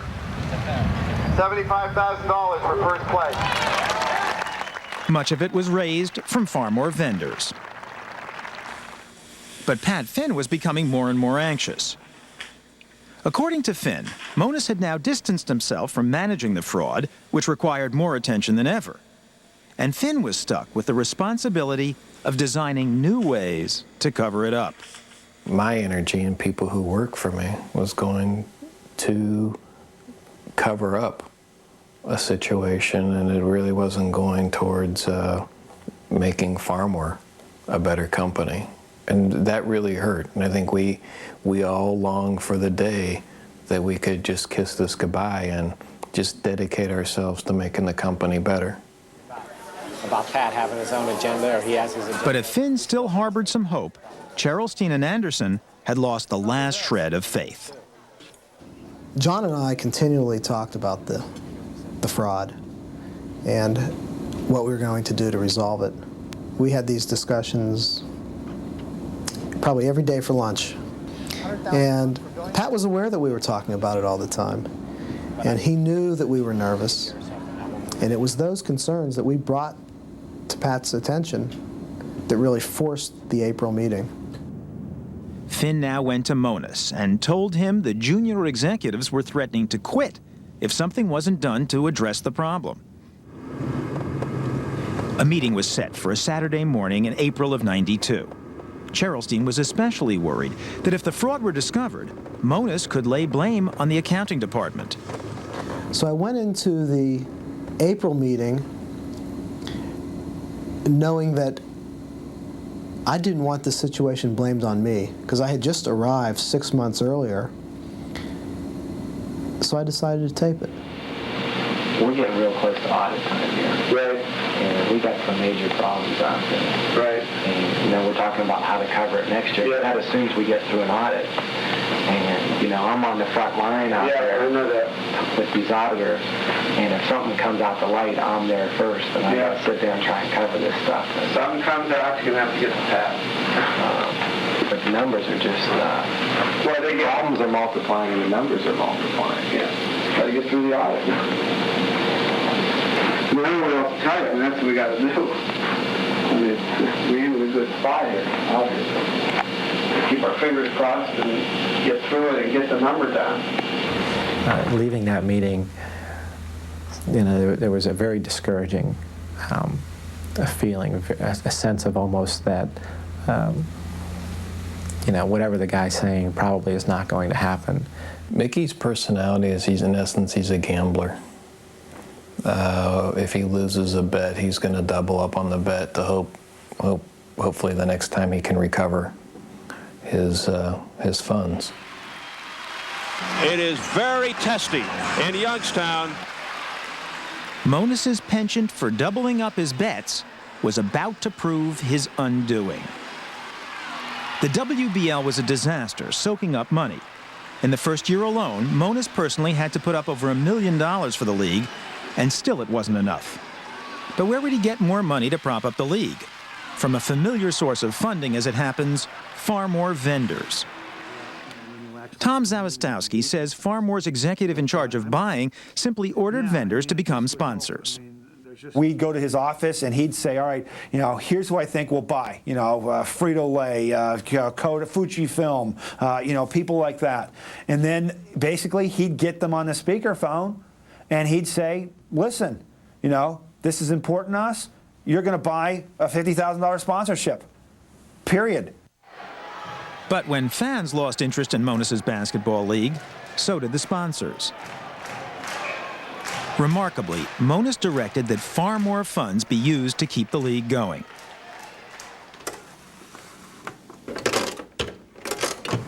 Monus's signature had been printed on dozens of Pharmor checks to prop up the basketball league.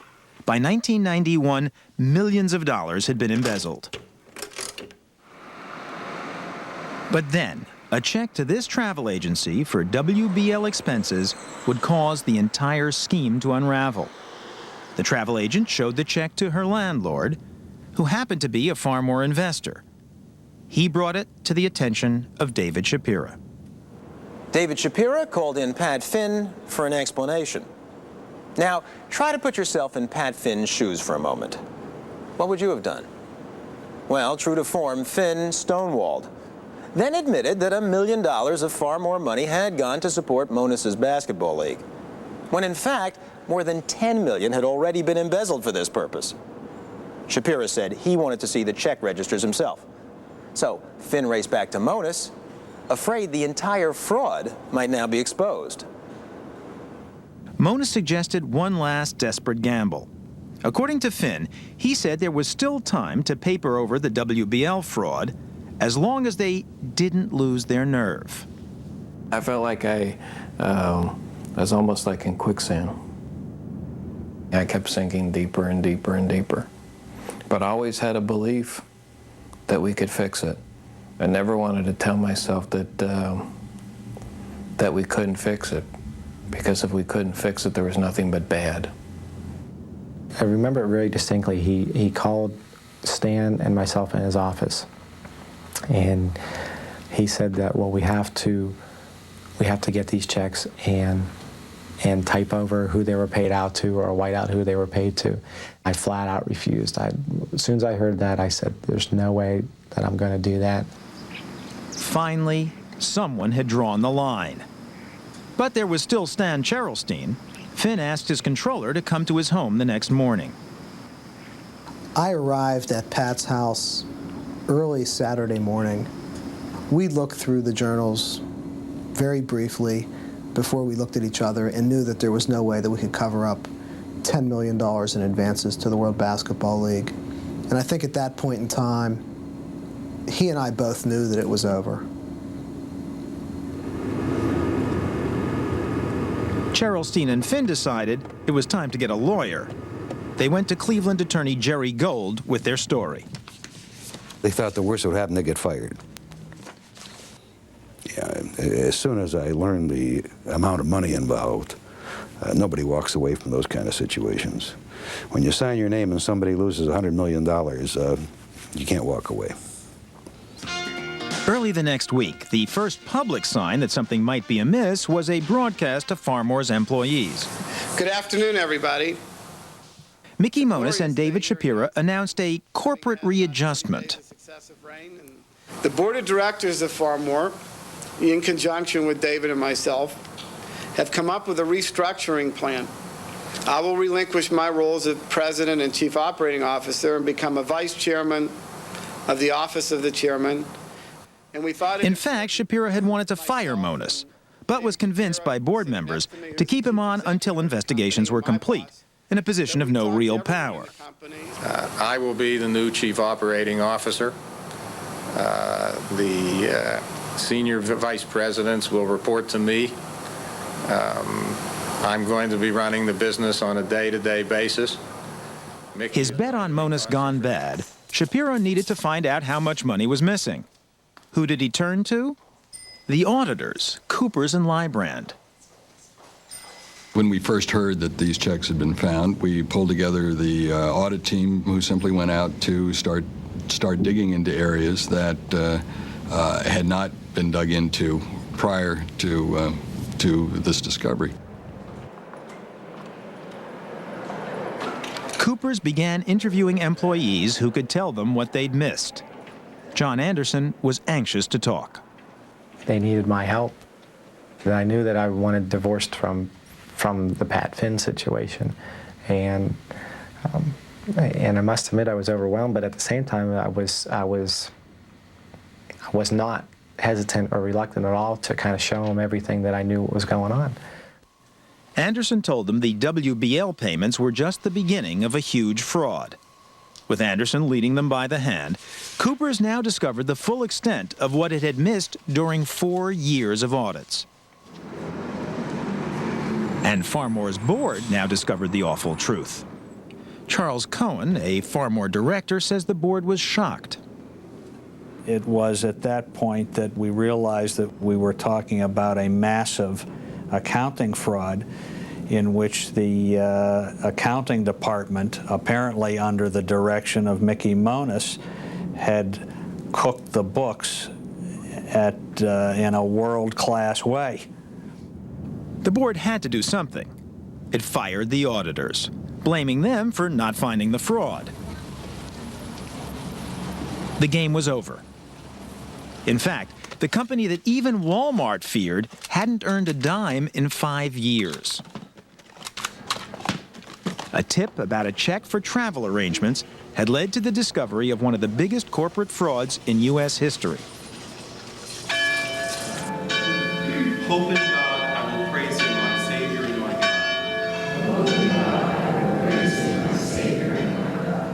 God. Pat Finn had decided to come clean and confess everything. But there was one great danger, that he would be blamed for the whole thing if Monas were to claim ignorance of the fraud. So on Tuesday, July 28th, Finn called Monas at home.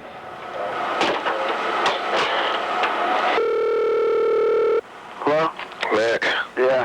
What's going on? How you doing? Not good. Finn wanted tape proof of Monas's involvement to take with him when he went to the authorities. I mean, when we go in and we talk about this, I mean, are you going to protect me and my guys and say that, you know, you basically were authorizing this? Hey, I'm going to protect you. What am I going to tell them? I mean, what am I going to tell them? That I didn't know anything about it? Is that what you mean? No, I mean, you almost have to say that you authorized it. I mean, that you knew about it. I'm going to say I know we had a bucket to cover the gross profit, and we weren't covering it. It got away from us. That's what I'm going to say, okay? Man, I just feel we're just cooked. The next day, Finn turned himself and the tape over to the authorities. For Mickey Monas, it also appeared to be over. Pharmor fired him, and he was indicted on 129 criminal counts. The government accused him of directing the fraud. Their chief witness would be his protege, Pat Finn. Beautiful. I'm really not going to comment on the case. We're not going to talk about the case. I appreciate that you have a job to do, but we're not going to talk about it. Okay? If convicted, Monos would face huge fines and years in prison. Overnight, Pharmor's image of success was snuffed out. I'd like to kill him. I really would. Thousands of employees were laid off when the company filed for bankruptcy, revealing that it needed $500 million to erase the losses. In desperation, Pharmor closed 2/3 of the stores Monos had opened. And the shockwave spread quickly across the nation's business community, as suppliers, banks, and investors learned that they'd been backing a loser all these years. Anthony Caffaro's company lost more than $9 million. Everybody gets hurt. I mean, all the employees, obviously the investors, the stock is worth virtually nothing. Many of the vendors actually lost money or will lose. They're not going to be paid dollar for dollar when the bankruptcy comes out. The banks, the lenders have lost. Who's made money on it? Nobody has ultimately. The only people that come out are the attorneys at the end. A slew of legal suits followed as investors and lenders hurried to stake their claims. Pharmor's last official act before it filed for bankruptcy was to sue Coopers & Lybrand, claiming their audits fell far short of accounting standards, were in fact incompetent. I have been around audits for almost 30 years, and I'm a professor of securities regulation, so I have read many cases involving auditors. A normal, careful audit by attentive managers and staff, in my opinion, should have and would have exposed some of the failures that occurred here. But Coopers & Lybrand has its excuse. It was royally snookered, just like everyone else. When you have the most senior management of the company, particularly its financial management, consciously setting out to fool the auditors, to hide information from them, as they've testified in the Monos trial, it's very hard to get around that kind of activity by the senior management. But according to the SEC, auditors have a responsibility to do more. The auditors, at the end of the day, have no room to compromise. They have a responsibility to dig deeper, to be skeptical, to ask questions, and to impose a discipline on management and on the financial reporting process that may otherwise not be there. Coopers knew they could be liable for hundreds of millions of dollars, so they fought back. We're suing David Shapira as the CEO, and our assertion is that he either knew or was recklessly indifferent in not knowing of what was going on around him.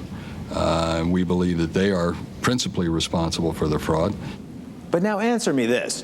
How can there be a crime involving $500 million where everyone is a victim? The accountants, the board of directors, the chief executive, all failed to prevent it from happening, all claim it was the other guy's fault. They blame each other, and above all, Mickey Monos, the self-deluded gambler. But how far are self-delusion and gambling from the positive traits of optimism and daring which we expect from our entrepreneurs? Not that far, perhaps. Which is why we also expect those in oversight positions to keep an eye on those taking the risks. When they don't, we wind up in court. Because without controls, a system based on gambling and self-delusion will tend to run amok. Surprising to many, Mickey Monos' first trial ended in a hung jury. Oh, no. We had our minds made up. He was as guilty as I'm standing here. Really? There's more than enough facts to convict, I feel. But some people just refuse to see the facts. Who was undecided? One person hung the whole jury, every single count. I believe the person was paid off, myself. Tax returns. Investigations into these allegations led to the indictment of one juror, plus a friend of Monos's on charges of jury tampering. Meanwhile, Pharmor emerged from Chapter 11 last fall, and the company was promptly sold to new owners who hoped to revive the chain. David Shapira never responded to repeated requests for an interview. He eventually signed a confidential settlement with Coopers and corporate partners, as did Pharmor. In another suit brought by investors, Coopers was found liable for its failure to uncover the fraud. The firm is appealing the verdict. John Anderson paid a $10,000 civil penalty to settle charges he had participated in manipulating financial statements. You see him? I used to have this belief that all people were good and that all people had good intentions. And where I'm at right now is I really have a hard time trusting people. And that's something I have to learn to do again because I want to do that again. But having been to this particular experience, it really has made me look at people and situations in business in an unfavorable manner. And I have to learn to trust people again. Stan Cherylstein was fired by Pharmor, but never charged with anything. He still awaits the resolution of a civil case brought against him by investors. I really think that the situation at Pharmor occurs at small companies and middle-sized companies all the time. And my recommendation to any accountants or chief financial officers would be, don't let it happen. Don't let it start. Because once you start, it's very easy to let it happen a second time. And who knows where it will end. It ended in jail for Pat Finn. In February of 1994, having admitted his responsibility for crafting the fraud, he reported to federal prison to begin serving a 24-month sentence. It's okay to be loyal. It's okay to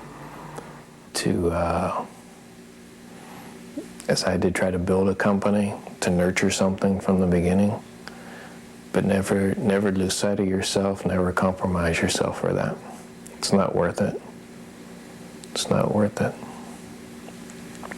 No matter how much of a team ball player you think you are, you're just destroying yourself and destroying things that are important to you. You can understand certain things. You can understand aggressive accounting. You can understand people who are executives, who are hard-charging, who are optimistic. That's how they get to be leaders. Those very things that made someone a superb executive, a superb accountant, a superb chief financial officer, sometimes also make them a superb criminal. For all Mickey Monis's optimism, a second trial found him guilty. He was fined $1 million and sentenced to nearly 20 years in prison. Once respected as a hard-driving entrepreneur, today he's appealing a judgment that he's just a common crook. What a sad day it is for Youngstown. What a black day it is for Youngstown. Like you say, you brought a lot of value and positive things to the valley. I felt bad because it's another black mark against our town, and it seems that we seem to be so gullible that we want to leave. I compare Mickey Monis kind of like to Richard Nixon. He just got caught.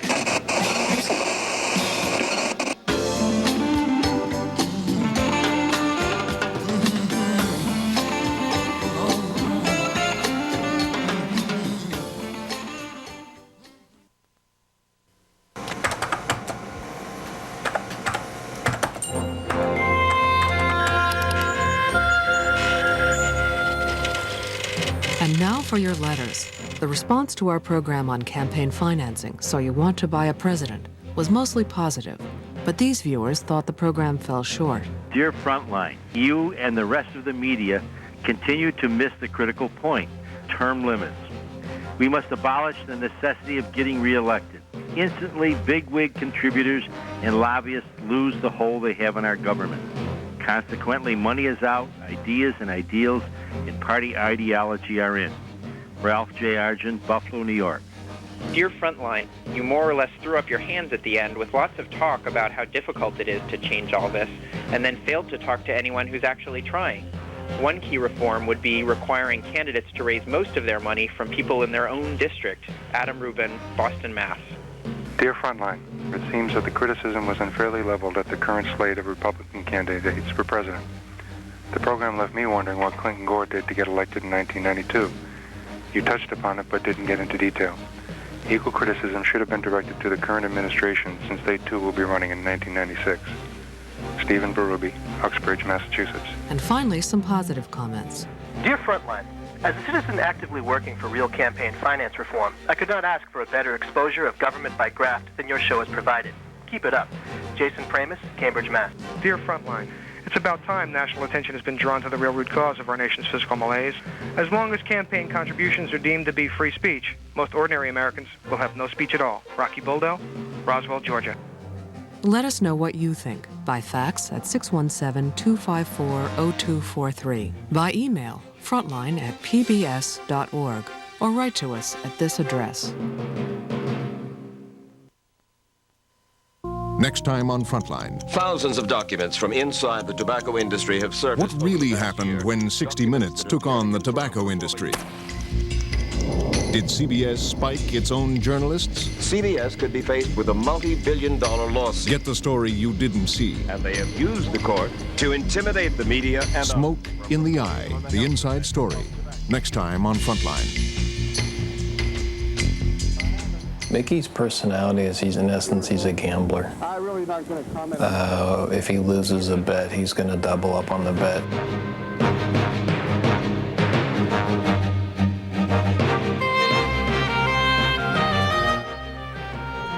Houston Smith is a University of California professor who has immersed himself in the world's religions for half a century. In a few moments, he'll begin discussions with Bill Moyers on 6 of the world's great religions: Hinduism, Buddhism, Confucianism, Christianity, Judaism, and Islam. Stay with us now for the first program in the 5-part series, The Wisdom of Faith with Houston Smith.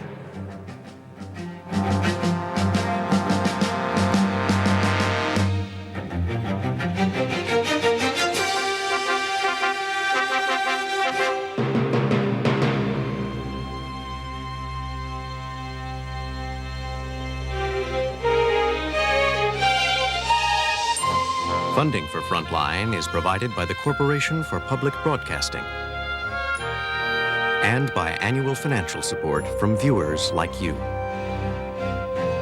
Frontline is produced for the Documentary Consortium by WGBH Boston, which is solely responsible for its content.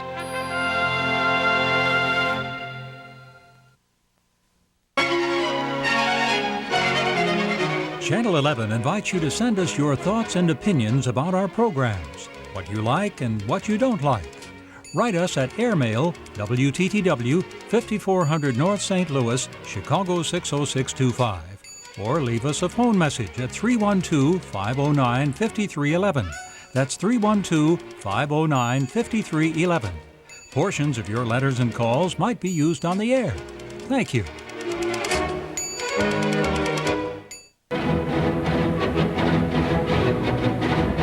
The hunt is on. WTTW announces the Great Treasure Hunt Sweepstakes. Join the search. Look for your entry in the mail. You know how good coffee can taste in